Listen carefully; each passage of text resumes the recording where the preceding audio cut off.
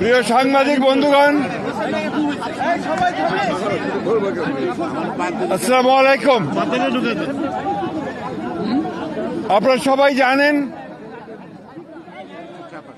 যে শুধু বাংলাদেশের নয়, গণতান্ত্রিক বিশ্বের একজন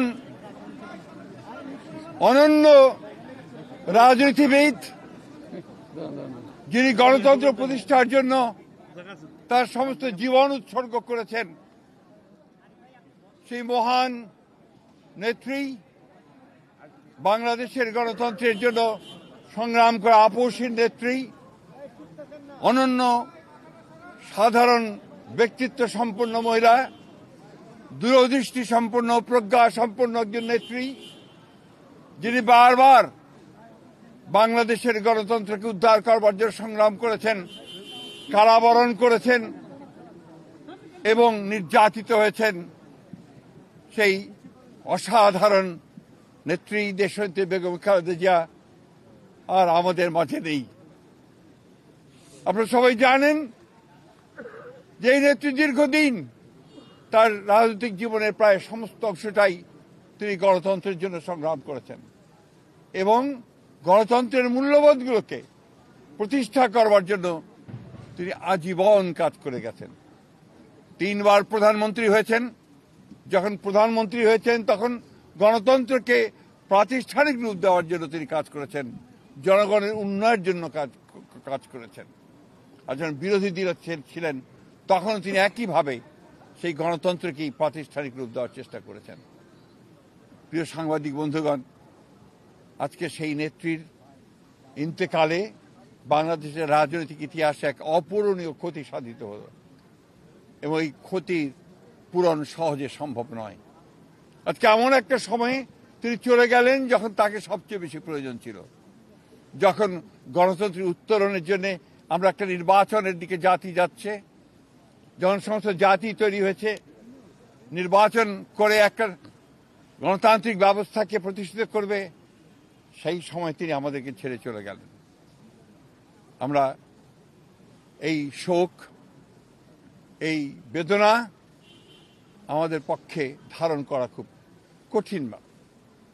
তারপরেও আমরা এই শোককে শক্তিতে রূপান্তরিত করতে চাই।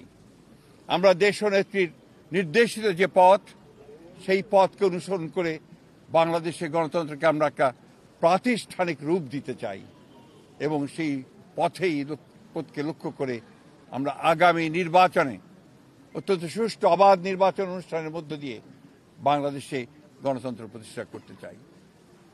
সেই নেত্রী আজকে অসংখ্য লক্ষ কোটি মানুষকে কাঁদিয়ে চলে গেছেন। আগামীকাল তার জানাজা অনুষ্ঠিত হবে, দাফন হবে। জানাজার জন্য আমরা স্থায়ী কমিটি সিদ্ধান্ত নিয়েছি যে আগামীকাল দুপুর 2টায় পার্লামেন্ট ভবনের দক্ষিণ প্লাজায় যে মাঠ এবং বাণিজ্য অ্যাভিনিউ, এই পুরো অংশ জুড়ে আমাদের নেত্রীর জানাজা অনুষ্ঠিত হবে। এই জানাজা পড়াবেন আমাদের জাতীয় মসজিদের খতিব, অর্থাৎ বাইতুল মুকাররমের খতিব। আর এই জানাজায় যে সঞ্চালন করবেন, পুরো বিষয়টাকে যিনি সঞ্চালন করবেন, তিনি হচ্ছে আমাদের জাতীয় স্থায়ী কমিটির সদস্য জনাব নজরুল ইসলাম খান। এরপরে আমাদের স্বাধীনতার ঘোষক, বহুদলীয় গণতন্ত্রের প্রবর্তক, বাংলাদেশের আরেক কিংবদন্তির নেতা, যাকে রাখাল রাজা বলে এই দেশের মানুষ, তার মাজারে, তারই পাশে আমাদের এই মহান নেত্রীকে সমাধিস্থ করা হবে, দাফন করা হবে। আমরা সবাই অত্যন্ত শৃঙ্খলার সঙ্গে এই জানাজায় অংশগ্রহণ করব এবং যে শৃঙ্খলার মধ্যে কথা বলা হবে, আমি বাংলাদেশের সকল স্তরের মানুষের কাছে অনুরোধ জানাবো, আপনারা সেই শৃঙ্খলা মেনে অত্যন্ত সুশৃঙ্খলভাবে জানাজা পড়বেন এবং তারপরে তাকে দাফনের অংশগ্রহণ করবে, যাদের দায়িত্ব তারাই অংশগ্রহণ করবেন। অনুরোধ থাকবে আপনাদের কাছে যে আপনারা কেউ এই নিয়ম ভঙ্গ করে শুধুমাত্র ছবি তোলার জন্য সামনের দিকে এগিয়ে যাবেন না এবং ব্যাহত করবেন না এই পুরো কর্মসূচিকে। আপনাদের আমরা বিশ্বাস করি দেশনেত্রীর প্রতি আপনাদের যে সম্মান, যে শ্রদ্ধা, সেটাকে অটুট রাখার জন্য আপনারা সেই শৃঙ্খলা রক্ষা করবেন এবং সর্বাত্মকভাবে সহযোগিতা করবেন এই জানাজা এবং দাফন কার্য সুচারুরূপে সমাধা করতে। সব শেষে আবারও পরম করুণাময় আল্লাহ তাআলার কাছে এই দোয়া চাই যে আল্লাহ তাআলা তাকে যেন বেহেশত নসিব করেন। আমাদের ভারপ্রাপ্ত চেয়ারম্যান জনাব তারেক রহমান, তার জ্যেষ্ঠ পুত্র, তাকে যেন তিনি সেই শক্তি দেন যে এই যে দায়িত্ব পালন করবার শক্তি যেন তাকে দেন এবং তার পরিবারকে সেই শক্তি দেন এই শোককে সহ্য করবার জন্য। আসুন আমরা আজকে সবাই এই শোককে শক্তিতে রূপান্তরিত করে বাংলাদেশ জাতীয়তাবাদী দলকে একটা অপ্রতিরোধ দল হিসেবে গড়ে তুলি। বাংলাদেশকে সত্যিকার অর্থেই একটা গণতান্ত্রিক রাষ্ট্র হিসেবে আমরা প্রতিষ্ঠিত করি। সবশেষে আবারও আপনাদেরকে ধন্যবাদ জানিয়ে আপনাদের সকলের সহযোগিতার জন্য বিশেষ করে